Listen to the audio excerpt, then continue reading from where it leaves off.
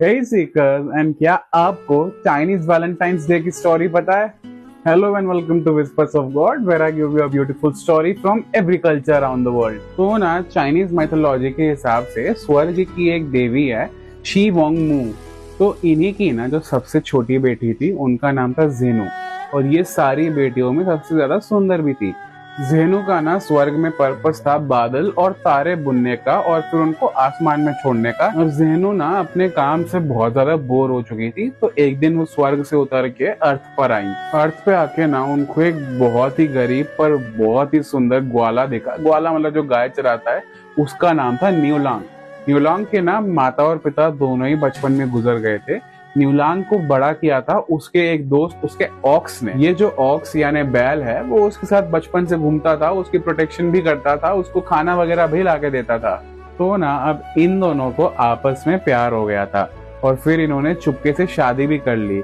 अब धीरे धीरे ना उन लोगों के दो बच्चे भी हो गए। एंड ये सारी बात जब जिनू की मम्मी को पता चली स्वर्ग में, ये बात पता चलने पर उनको बहुत गुस्सा आया। वो धरती पर आई, अपनी बेटी का हाथ पकड़कर खींच के उसको वापस ऊपर लेके जाने लगी। ये सब देखकर न्यूलांग को समझ ही नहीं आया कि वो क्या कर सकता है। उसको बहुत तेज रोना आया।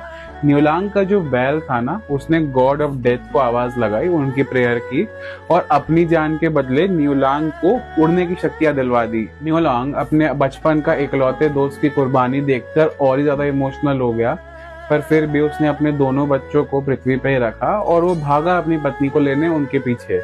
न्यूलांग को अपने पीछे आता देखकर ना जेनू की जो मम्मी थी, उन्होंने अपना एक सिल्वर हेयर पिन निकाला और उससे आसमान फाड़ दिया, जहाँ पर तारों की एक सफेद नदी बहने लगी। ये जो तारों की सफेद नदी बनी ना, इसी को आज हम लोग मिल्की वे गैलेक्सी बोलते हैं।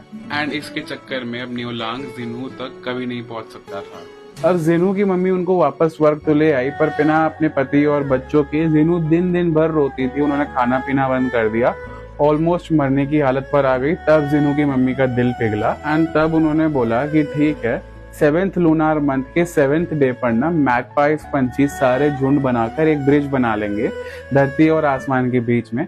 एंड उस दिन तुम अपने प्यार से मिल सकती हो। और इसी दिन को ना चाइनीज लोग आज तक भी चाइनीज वैलेंटाइंस या ची शी के नाम से मनाते हैं। चाइनीज कल्चर में ये जो दिन है बहुत ऑस्पिशियस माना जाता है अपने प्यार का इजहार करने के लिए। एंड जो लोग ऑलरेडी साथ हैं, वो लोग रात में ना तारों से भरा आसमान देखते हैं, क्योंकि ना आज ही के दिन दो तारे वेगा और अल्ताइर, जो रिप्रेजेंट करते हैं जेनू और न्यूलांग को, सबसे ज्यादा तेज और सबसे ज्यादा पास चमकते हैं। कहा जाता है जो भी कपल इस तारे को साथ में देखे वो जन्मों जन्मों तक साथ ही में रहता है।